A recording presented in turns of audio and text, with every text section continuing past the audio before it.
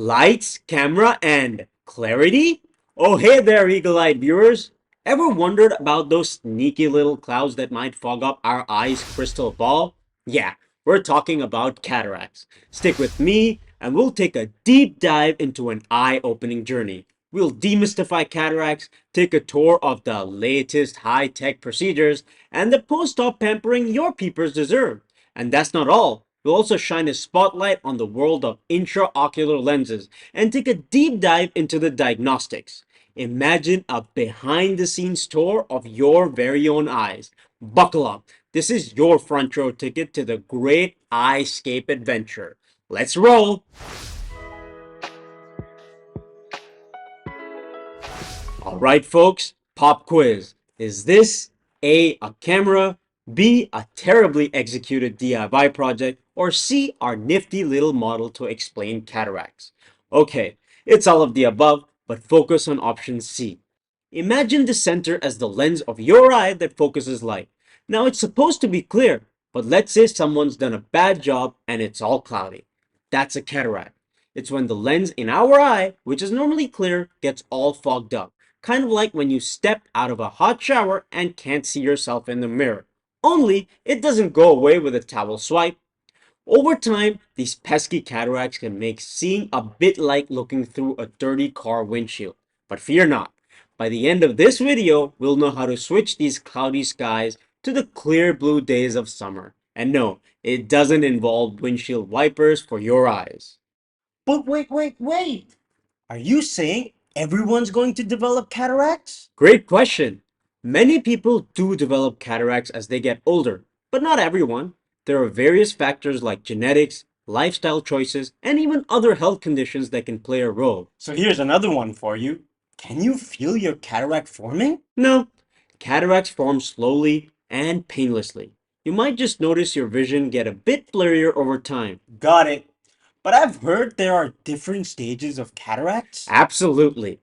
We're diving deep into that, along with information on IOL and potential complications in the upcoming sections. So stay tuned. Will do. Thanks for the insight. Anytime. And remember, knowledge is the first step to clarity. Okay, pop quiz number 2. How do you know if your eye's internal windshield needs a cleanup? I mean, sometimes I squint at small text on my phone. Is that it? Well, squinting at small text is one thing, but let's look at some more telltale signs. Here's what you should be looking out for. Blurred or dim vision, kind of like trying to stream a movie using internet from the 1990s. Seeing halos, but not the Beyonce song, but glowing rings around lights. Colors might fade or yellow. Everything starts to have that vintage look, but without that Instagram filter touch. Got it.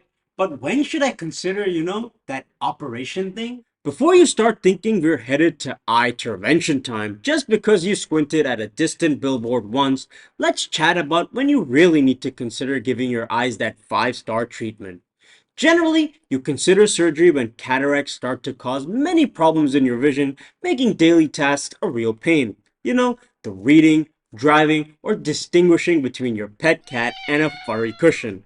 Sometimes your ophthalmologist may do your surgery for a separate issue like glaucoma, or simply because your cataracts are becoming too hard and may cause problems later. Remember this is not DIY territory. Always let the professionals, aka your ophthalmologist, give you the green light. They've got the gadgets and the know-how to determine when it's go time. Alright, gear up folks, let's dissect these cataract conquering techniques.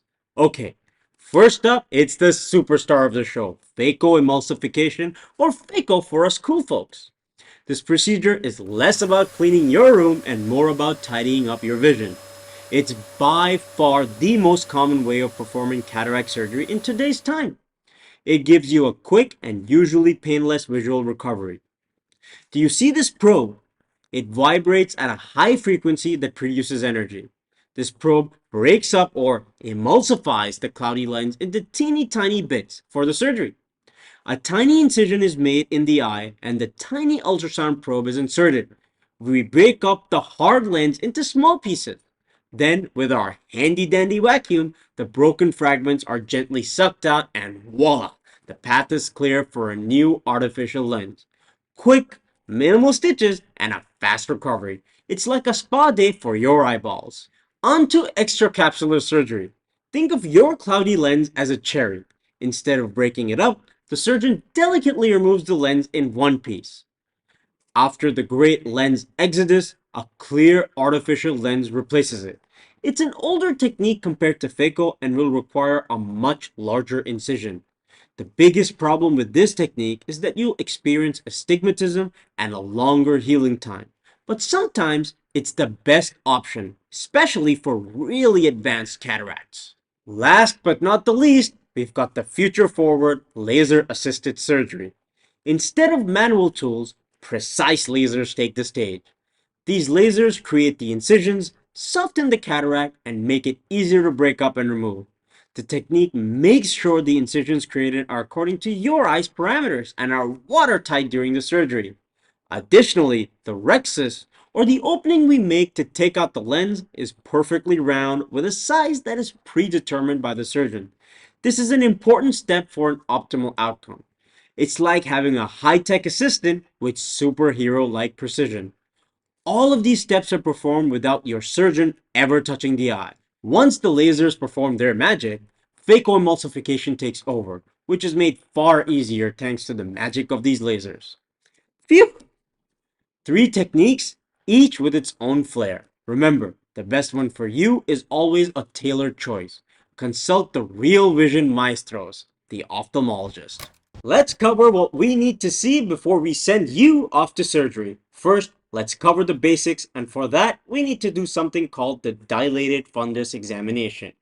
For this special performance, your pupils need to be in the limelight, and that's where the dilation drops come in. By enlarging the pupils, we can see the back of the eye, or the fundus, and we can see it in all its glory. It helps us pick up any abnormalities that can cause vision problems. So relax, take a seat in our exclusive eye lounge, and let the dilation magic begin. Just remember, after the drops, things might look a little bit brighter, a little bit blurrier, just like walking out of a cinema in broad daylight. This lasts for a couple of hours, so don't keep a dinner date after. Before we prep you for the big event, we have to dive deep into your eyes. Let's boot up our eye investigation station. First, it's the OCT, or the optical coherence tomography. Think of this test as the MRI for the eye. It gives us a clear as day view of the retina and can pick up even small diseases. It's like peering into the very soul of your eye. Next, we've got the topography. It maps the eye surface to spot any astigmatism, irregularity, or abnormality of the cornea. Think of it like Google Maps, but for your eyeballs. Then, we have the optical biometer, the single most important test for your cataract surgery. This nifty gadget determines the intraocular lens power that will replace your cataract. It's like getting your exact shoe size. Too big or too small, and you'll be tripping over your own feet. Same with lenses. Precision is key. This will determine whether you need glasses post-surgery. And finally, the specular microscopy. It counts the endothelial cells of the back of the cornea. And why is that important? Well, the health of these cells is crucial for a successful surgery. We sacrifice some of these cells during surgery, so it's important to know that they're healthy before we're going in. With all these tools in our arsenal, we ensure a thorough understanding of your eye before surgery. It's like piecing together the perfect puzzle. Alright, before we dive into the buffet of lens choices, remember every dish has its flavor, design, and sometimes a pinch of spice. Remember, here we are only covering the basics. If you're looking for an in-depth video about each lens design, we will do a separate video. First up, it's the classic monofocal. Look at that lens design. It has no rings and one focus, where your eye is corrected for distance vision, but you will need glasses for things nearby. Perfect for those who love simplicity like long-distance bird watching. Just keep in mind, if you're trying to read the tiny script on the bird feed, you might still need some spectacles. Now, you can spice things up with something called a monovision surgery, where one eye is optimized for distance vision and the other for near. You sacrifice a slight quality of vision so that you can achieve complete spectacle independence. Ah, the multifocal. For the adventurous souls who want it all. Imagine a pizza with multiple toppings. You get a bit of near, a sprinkle of far, and a touch of in between, the intermediate vision. You can see the lens design on the side. Those rings you see help in different distances. While that might sound fantastic, here are some downsides. Everyone has to understand that intermediate and near vision only works in good lighting conditions and will fail at your next candlelight dinner. Also, when going out at night, you may experience halos around light. This is the side effect of those pesky rings. Be prepared for the light show. Due to these side effects, not everyone's eyes are suitable for this lens design, so always ask your ophthalmologist. They can do a thorough examination and let you know if you are suitable. And last but certainly not the least, the extended depth of focus lenses. It's the smoothie blend of IOLs, giving a gradient of clarity from your morning paper to the horizon. Think of it as the middle ground from the monofocal to the multifocal lens. They don't quite have the range of multifocal lenses, but can help immensely. They use something called spherical aberrations to elongate your eye's point of focus. The side effects are also milder, though with mild halos that can occasionally crash your vision party. For our astigmatic audience, meet the toric lenses. Every lens design has a toric variant to correct for their cylinder prescription. They're steeper on one side, which corrects your astigmatism. Think of them as custom fitted shoes for your eyes. But keep in mind that the position of these lenses are very important, and sometimes you may have to return to the operating room as they can spin out of place. Every party has its potential crashers, and in the world of cataract surgery, there are a few we should be aware of. Most surgeries go off without a hitch, but sometimes there might be a little swelling, bleeding, or infection. It's like spilling punch on the dance floor. Messy, but manageable. There's also the risk of lens dislocation or residual refractive errors. Your IOL power is determined by a model created for your eye, and it is not always entirely accurate, but most of the time it's bang on. But don't fret, there are solutions and fixes for these unexpected hiccups. And what about the rare ones, like a lens drop or a swelling of the cornea? That's like the DJ playing the wrong song. The lens may take a surprise dive into the vitreous, the back of the eye. It's like your ice cube unexpectedly slipping to the bottom of your drink. Your lens rests on a tiny ledge called the posterior capsule. If it breaks, your lens falls. In this case, you may require a second surgery, but of course, this is exceedingly rare in modern surgery. The other problem is when the cornea gets a bit too swollen, almost like a balloon at your party getting too much air. Usually it's due to your cataract being too hard or in uncommon instances a problem with your cornea. Your doctor should discuss this possibility with you. And the last on my list, endophthalmitis. Sounds serious. It's like an uninvited guest causing a ruckus in the main hall.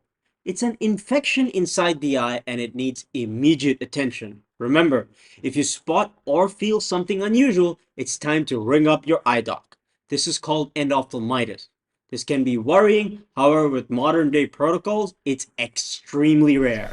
Alright, lovely viewers, it's time to address those burning questions you've all been itching to ask. Welcome to the frequently asked questions sections. And our first question is post-operative care. What's the lowdown? Great question. After your big vision fiesta, it's all about those chill vibes. You need a clean environment, some protective shades for the first day or so, and a playlist of eye drops to keep things smooth. The eye drops differ among surgeons, but include antibiotic and steroids for the most part. Remember, no rubbing the eye and no splashing water inside. And up next, can we get secondary cataracts after surgery? And if so, how are they treated? Ah, the encore performance. Your lens rests on a small layer called the posterior capsule. So sometimes after the main cataract event, a cloudy layer can form behind your new lens. But fret not. A quick laser called the YAG capsulotomy can clear it up in a jiffy. No more surgery required here. Will I be awake during surgery? And if so, will I feel pain? You will be awake, but it's more of a relaxed awareness. Think of it as being in the audience of a soothing concert. Anesthesia ensures it's a comfy experience, and while you may feel some pressure, pain is not on the playlist. And for our final question, what if I don't want the recommended surgery? Your vision, your choice. It's like choosing the tunes for your party. The more you delay the surgery, the harder your cataract gets and the tougher the surgery. Additionally, late cataracts can cause blindness and glaucoma. Discuss your concern with your doctor, and together you can hit the right notes for your health. And there you have it, your top questions answered. Stay curious and keep those questions coming. Your eyes deserve the best gig in town. Hey, visionaries! If you've had a blast at our eye opening party today, then don't keep it to yourself. Smash that like button. It's like sending us a virtual high five. And if you want a VIP pass to all our upcoming Vision Fiestas, hit that subscribe button. You won't want to miss the fun. And guess what? We're not just rocking out here on YouTube, we're lighting up stages across all other platforms too. So, whether you're scrolling, posting, TikToking, or sharing, look out for us and join the fun. And remember, every like, share, and subscribe brings clarity to someone's vision journey. So keep those eyes sparkling and stay tuned for more.